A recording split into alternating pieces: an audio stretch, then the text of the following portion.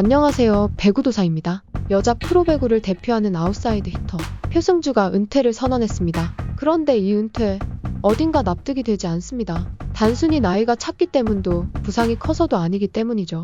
표승주는 1992년생으로 이제 겨우 30대 중반에 접어든 선수입니다. 지난 시즌에도 여전히 기량이 정점에 있었고 시즌 내내 꾸준히 일은 물론 필요할 때마다 득점도 책임지는 멀티 자원이었습니다. 그런 선수가 아무 팀과도 계약을 못하고 코트를 떠나야 했습니다. 배구계에서는 이 소식을 두고 도저히 이해할 수 없다는 반응이 지배적입니다. 표승주는 2025년 여자부 FA 시장에서 유일하게 미계약자 신분이 됐습니다. 협상이 끝난 시점까지 소속팀인 정관장과도 결렬됐고 타 구단으로부터도 명확한 제안이 오지 않았다고 밝혔습니다. 결국 그는 지난 4월 24일 자신의 SNS에 15년간의 커리어를 마감하는 글을 올리며 은퇴를 알렸습니다. 표승주의 말처럼 선수 생활 내내 화려하진 않았지만 팬들에게 부끄럽지 않기 위해 묵묵히 최선을 다했던 선수가 바로 표승주였습니다. 특히 지난 시즌 정관장에서 메가와 부키리치라는 강력한 공격진 뒤에서 묵묵히 리시브와 수비를 책임졌던 그였죠. 본인의 득점 기록은 다소 줄었지만 팀의 챔피언 결정전 진출을 위해 자신의 스타일을 희생했습니다. 정작 그 희생의 결과는 FA 미계약이라는 씁쓸한 현실이었습니다. 표승주는 FA 미계약자가 되면 향후 최소 한 시즌은 뛸 수 없습니다. 사실 협상 초기에는 표승주가 칼자루를 쥐고 있었습니다. 하지만 협상은 길어졌고 상황은 묘하게 흘러갔습니다. 정관장과 흥국생명이 트레이드를 시도했지만 표면적으로 드러나지는 않았지만 챔프전 과정에서 정관장과 흥국생명 프런트 간의 갈등이 발목을 잡았습니다. 결국 표승주는 사인 앤 트레이드마저 무산되며 어떤 팀에도 가지 못한 채 은퇴라는 결말을 맞게 된 겁니다. 이렇게 떠날 선수가 아니었습니다. 그가 보여준 헌신, 자기관리, 멘탈은 그 어떤 젊은 선수보다도 팀에 필요한 요소였죠.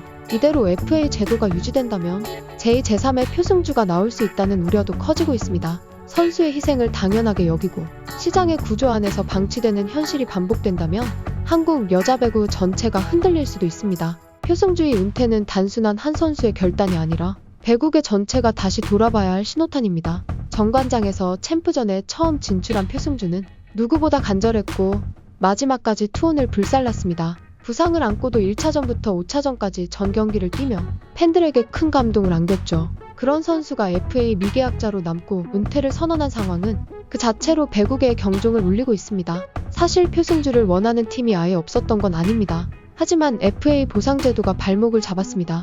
자유계약으로 데려가려면 보상금 혹은 보상 선수를 줘야 합니다. 그로 인한 손실이 만만치 않기 때문에 구단들은 선뜻 손을 내밀기 어려웠던 겁니다. 그래서 보상금과 보상 선수가 발생하는 FA 영입보다는 사인 앤드 트레이드가 현실적인 방안으로 거론되었는데요. 사인 앤 트레이드란 프로 스포츠계에서 FA 자격을 얻는 선수가 자유 이적 대신 원 소속팀과 재계약을 맺은 직후 새로운 팀으로 트레이드를 통해 이적하는 것을 뜻하는데요.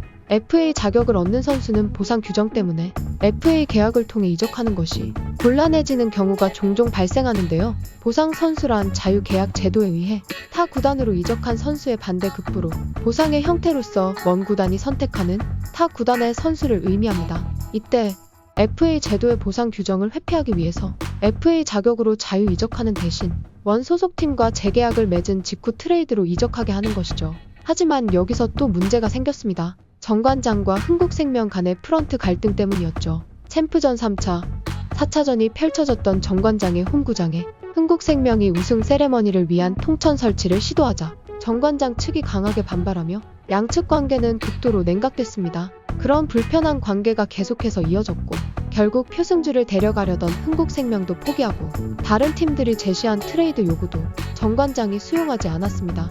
결국 협상은 물거품이 됐고 표승주는 코트를 떠나는 길밖에 없었습니다.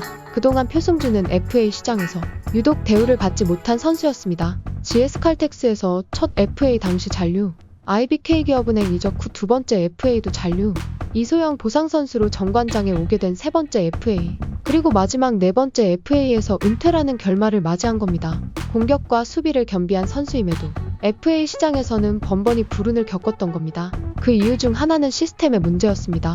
표승주 같은 베테랑 선수가 FA 보상 규정으로 인해 시장에서 소외되는 상황은 절대 반복되어선 안 됩니다.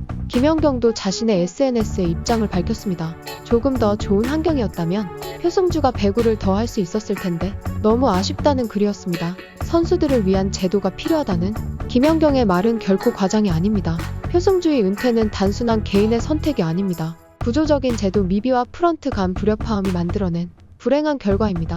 그는 이렇게 떠날 선수가 아니었습니다. 팬들의 사랑을 받았고 팀을 위해 헌신했고 마지막까지 코트를 포기하지 않았던 진짜 선수였습니다. 이제라도 한국배구연맹은 FA 제도 전반을 다시 들여다봐야 합니다. 정말 필요한 선수가 버려지는 구조라면 그 제도는 실패한 겁니다. 표승주는 말했습니다. 자신의 커리어는 화려하진 않았지만 부끄럽지 않았다고요. 그리고 코트 밖에서의 인생도 따뜻하게 지켜봐 달라고 말했습니다. 그 진심을 배구계가 제대로 받아들일 수 있길 바랍니다.